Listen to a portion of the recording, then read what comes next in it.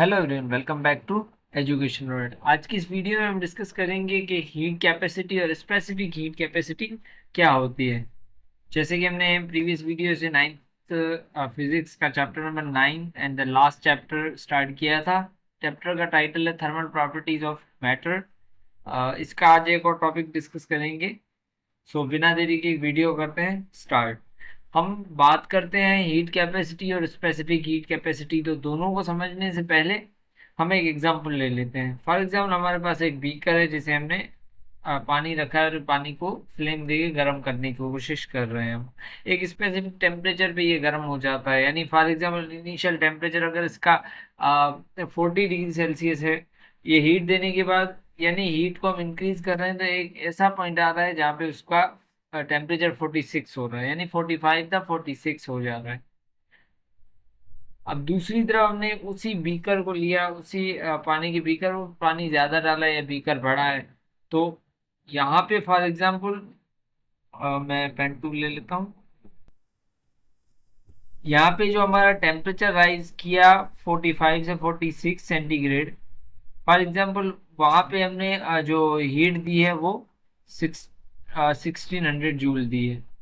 यानी for example मैंने यहाँ पे 1600 जूल हीट दी, तो ये 45 से 46 आए सपोज करें।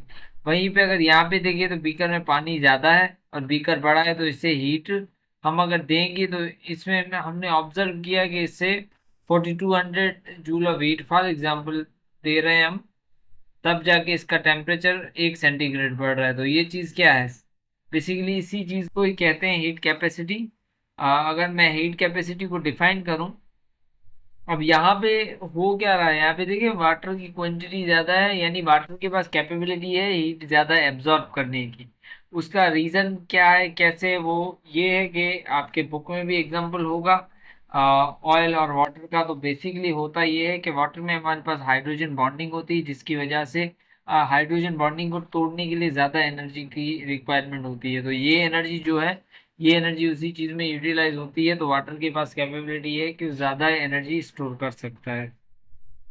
अब बात करें हीट कैपेसिटी की डेफिनेशन की, तो heat capacity deals with how much heat is transfer to the system या to the object to raise the temperature by 1 centigrade.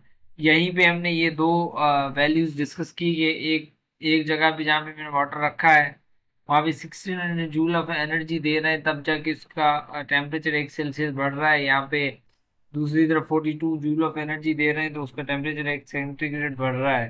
तो इसी चीज को हम कहते हैं हीट कैपेसिटी। के हीट कैपेसिटी क्या है हमारे पास, कि किसी भी बॉडी को या किसी भी सिस्टम को हम के टेम्परेचर को 1 सेंटीग्रेड बढ़ाने के लिए हम कितनी हीट देते हैं, वो उसकी स्पेसिफिक हीट कैपेसिटी कहलाएगी। अब दूसरा टर्म हमारे पास आता है स्पेसिफिक हीट कैपेसिटी का। उससे पहले अगर हम देखें तो हीट कैपेसिटी और specific heat capacity nature of materials पे डिपेंड करती है कि मटेरियल मटेरियल का नेचर क्या है, उसकी कॉम्पोजिशन कैसी है, उन चीज़ों पे डिपेंड करता है। उसके बाद मैथमेटिकली अगर इसका फॉर्मूला देखें हम, फॉर्मूला में जो स्पेसिफिक हीट कैपेसिटी होती है वो इक्वल टू होती है क्यू अपॉन डेल्टा टी, या delta Q upon delta T, इसे डेल्टा क्यू भी लिखा जाता है। अब यहाँ पे जो कैपिटल सी है वो हमारे पास है हीट कैपेसिटी, क्यू है वो है heat absorb by the system, यानी सिस्टम जो भी हीट एब्जॉर्ब कर रहा है वो है, एंड डेल्टा टी हमारे पास टेम्परेचर है। अब अगर मैं बात करूं स्पेसिफिक हीट कैपेसिटी की, तो स्पेसिफिक हीट कैपेसिटी नाम से ही जाहिर हो रहा है किसी स्पेसिफिक चीज को ही के तरफ ही इशारा करता है। यहाँ पे हमारे पास क्या होता है, हम यूनिट मास को लेते हैं और उसे उसका टेम्परेचर 1 सेंटीग्रेड बढ़ाने की कोशिश करते हैं। तो इस चीज को हम कहते हैं स्पेसिफिक हीट कैपेसिटी।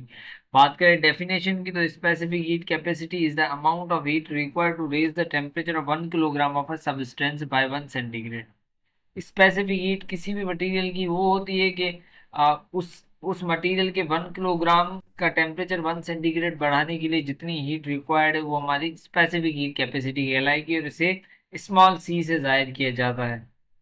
अब मैथमेटिकली बात करें तो स्मॉल सी बराबर होता है specific heat capacity, sorry heat capacity divide by मास। और हमें पता है कि हमारे पास हीट कैपेसिटी बराबर है डेल्टा क्यू और डेल्टा टी। इसी वैल्यू में अगर मैं डेल्टा क्यू और डेल्टा टी अगर पुट करूं तो हमारे पास स्मॉल सी इक्वल टू हो जाएगा डेल्टा क्यू और M delta T. Small c हमारे पास है specific heat capacity, delta Q है heat deliver to the system, और डेल्टा टी है टेम्परेचर, एंड एम है हमारे पास mass of the object. Hope तो आपको यहाँ तक तो क्लियर हुआ होगा। अब हम देखते हैं यूनिट की तरफ। यूनिट अगर देखें तो यूनिट इसका है जूल्स पर किलोग्राम केल्विन पर केल्विन। डेल्टा क्यू का यूनिट हमारे पास हो जाएगा जूल्स डिवाइड बाय मास का किलोग्राम एंड टेम्परेचर का केल्विन।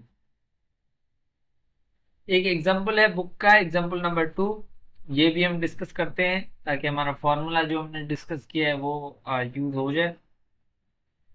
अब हमारे पास एग्जांपल है the thermal energy required to raise the temperature of 50 gram of water from 40 centigrade to 70 centigrade is 6300 joules. Calculate the specific heat capacity of the water. अच्छा, specific heat capacity of water आप अगर याद रख लें तो बहुत फायदे की चीज़ है, आपको बहुत आगे यूज होने वाला है, यानी बहुत यूज आएगा। तो हमारे पास यहाँ पे हमें मास गिवन है, टेम्परेचर गिवन है और हीट गिवन है, और हमें कहा गया है कि specific heat capacity of water find करें। पहले हम डेटा बनाएंगे। डेटा में T1 हमारे पास 40 सेंटीग्रेड है, T2 हमारे पास है 70 सेंटीग्रेड, और डेल्टा क्यू यानी हीट हमें दी गई है 6300। यहाँ पे जो हीट आएगी वो आएगी 6300। ये गलती से हो गया। उसके बाद हम देखते हैं मास को, तो मास है 50 ग्राम।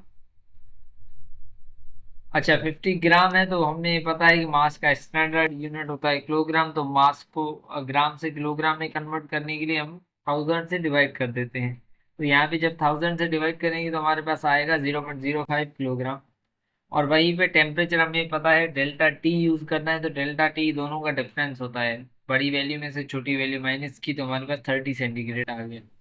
अब हमने जब थर्मामीटर की बात पढ़ रहे थे तो हमने डिस्कस भी किया था कि 1 centigrade on Celsius scale is equal to 1 centigrade on the kelvin. तो इसी हिसाब से 30 सेंटीग्रेड 30 केल्विन ट्रीट हो रहा है। अब बढ़ते हैं सॉल्यूशन की तरफ। हमारे पास जो फार्मूला है वो है small C equal to delta Q और एम डेल्टा टी। सारी वैल्यूज गिवन है। वैल्यूज पुट करने के बाद जो हमारे पास आंसर आ रहा है वो आ रहा है 4200 जूल्स पर किलोग्राम पर केल्विन। ये है specific heat capacity required. Hope so आपको यहाँ तक वीडियो समझ आई होगी, और अगर आपको कोई भी क्वेश्चन है तो कमेंट बॉक्स में पूछ सकते हैं। आज इस वीडियो में इतना ही, मिलते हैं नेक्स्ट वीडियो में।